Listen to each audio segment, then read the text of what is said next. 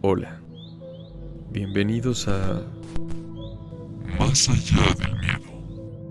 un podcast en el que encontrarán historias que les harán desear que el miedo fuera el destino final. Porque siempre, siempre iremos un poco más allá.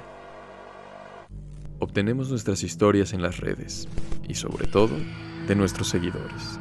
Comparte tu miedo, tu historia y sé parte del viaje.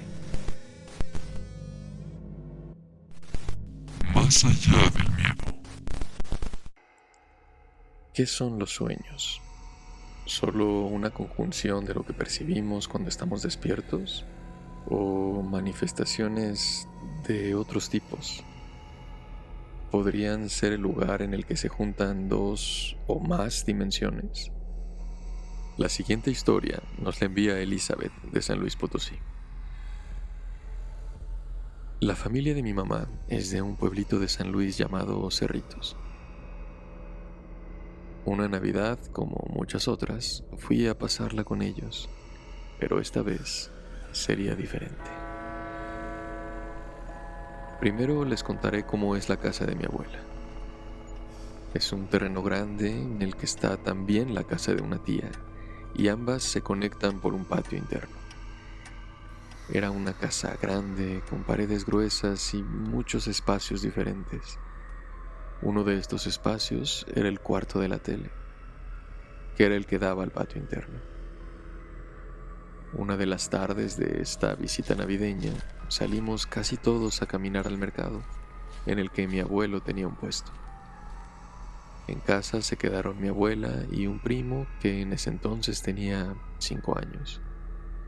Mi primo aprovechó que estaba prácticamente solo y se fue al cuarto de la tele. Pero no fue el único que llegó a ese lugar. Poco después de que él entrara, se cerró la puerta. Mi abuela estaba en la cocina y no se dio cuenta de eso, porque no nos dejaban cerrar esa puerta si estábamos solos dentro del cuarto, aunque nunca nos habían explicado por qué. Ese día lo supimos. Después de un momento, mi abuela empezó a escuchar gritos de mi primo. Eran unos gritos y sollozos de niño asustado, y le gritaba a la abuela que por favor abriera la puerta. La abuela corrió y al abrir le preguntó qué había pasado. Él respondió que había visto a un niño entrar desde el patio y después desaparecer. Los siguientes días, por fin se habló de sucesos que nos ayudaron a entender por qué debíamos ser cuidadosos con ese cuarto. Como que se escuchaban pasos de niños. La abuela nos contó que ella siempre pedía a los nietos que no corrieran en el cuarto de tele cuando la abuela estaba ahí, porque casi siempre estaba dormido. Pero muchas veces se escuchó niños corriendo, y cuando se acercaba para regañarlos, no había nadie. Unos días después fui a dormir por la tarde al cuarto de la tele. A mí realmente nunca me importó lo que dijeran que había ahí. Yo jamás había escuchado o sentido nada, y ese cuarto era el más tranquilo porque solo mi abuelo se acercaba. Me quedé dormida y tuve un sueño tan claro que puedo recordarlo aún hoy, después de tantos años. Soñé que estaba ahí, en casa de la abuela, sentada en el sillón en el que me dormí, pero había un niño junto a mí. No recuerdo su cara, pero sí recuerdo que estaba vestido completamente de blanco y emitía una especie de luz o brillo blanco. Solo me dijo que Cerritos era el pueblo donde él nació y vivió, y que había muerto en ese terreno mucho tiempo atrás. Después no dijo nada más, solo salió de la casa, yo lo seguí y caminamos por el pueblo. Me mostró dónde jugaba, la escuela del pueblo a la que él iba, la iglesia, el cementerio, todo sin decir una sola palabra. Pero yo entendía qué es lo que me estaba enseñando. Al final regresamos a casa de la abuela y me pidió que le pusiera velas blancas y rezara un poco por él. Yo lo hice y nunca le conté a nadie nada. Solo supe que dejaron de contar historias de presencias o pasos, ruidos. Creo que no todas las presencias tienen que ser malignas. Más allá del miedo.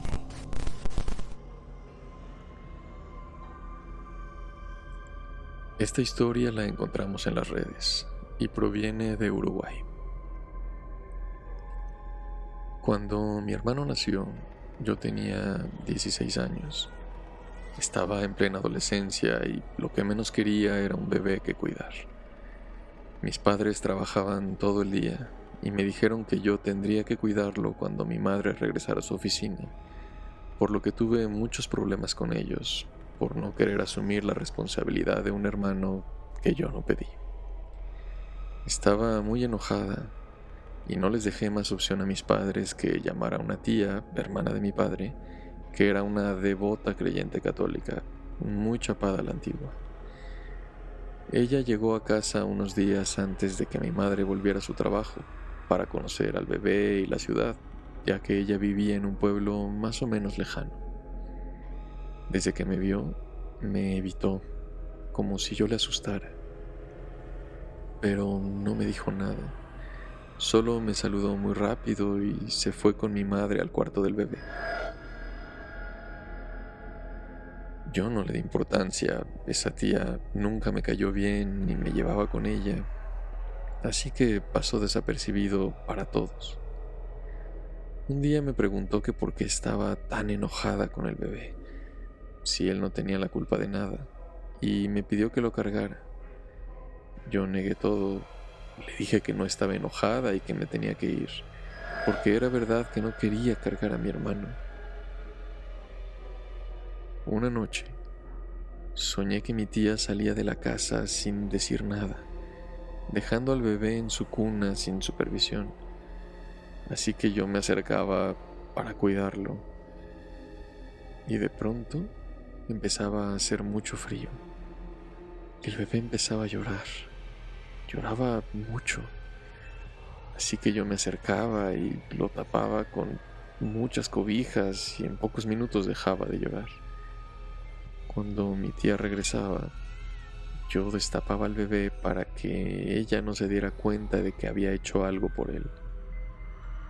Y yo notaba que el niño no respiraba.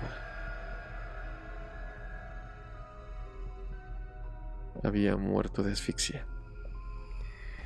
Así que corría a la puerta para ponerle el seguro y evitar que mi tía entrara para que no se diera cuenta de lo que yo había hecho.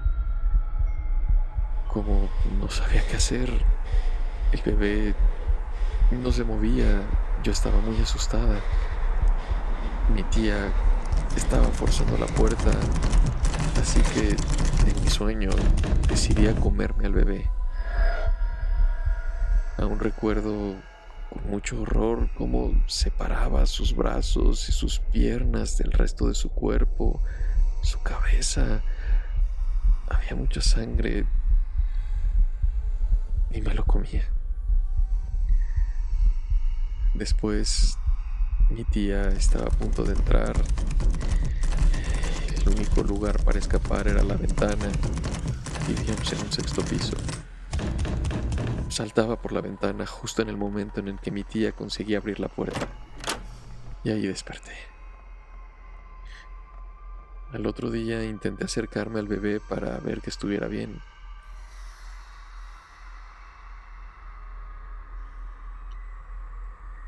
Esa extraña costumbre de tener la seguridad de que las personas con las que sueñas y les pasa algo malo en el sueño, pues están bien y que solo fue un sueño.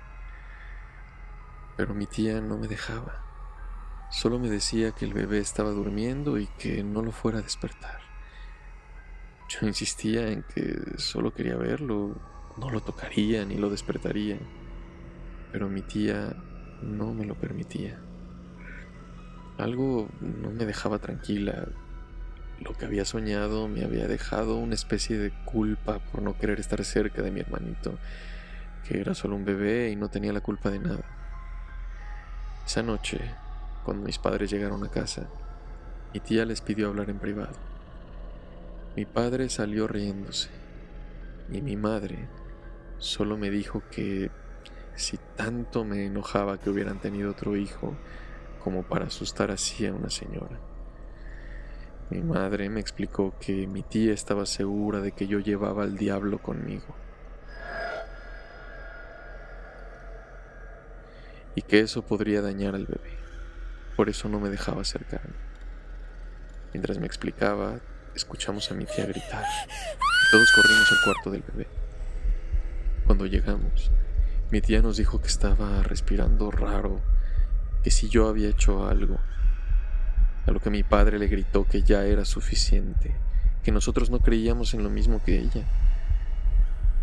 Mientras mi madre cargaba a mi hermano y nos decía que sí había algo raro en su respiración, yo sentí toda la culpa del mundo, entre lo que soñé, lo que decía mi tía y el enojo que sí había sentido por ese bebé, mi hermano. Y no pude hacer nada más que llorar. Llorar inconsolablemente y pedirles perdón a todos por mi actitud y decirles que cuidaría a mi hermano si era necesario, que entendía que mis padres necesitaban trabajar y yo podía colaborar de esa manera, que no quería que le pasara nada. No sé si mi tía tenía razón, no sé si mi hermano sintió algo o qué fue lo que cambió, pero de inmediato él hizo una especie de respiración como cuando sales de estar bajo el agua y después comenzó a llorar. Todos nos aliviamos de que no pasara nada con él. Ahora creo que mi sueño fue como una llamada de atención para decir lo que sentía y hacerme cargo de eso, sin desquitarme con nadie. Mi tía regresó a su pueblo y yo cuidé de mi hermano por las tardes hasta que mi padre pudo conseguir un mejor horario.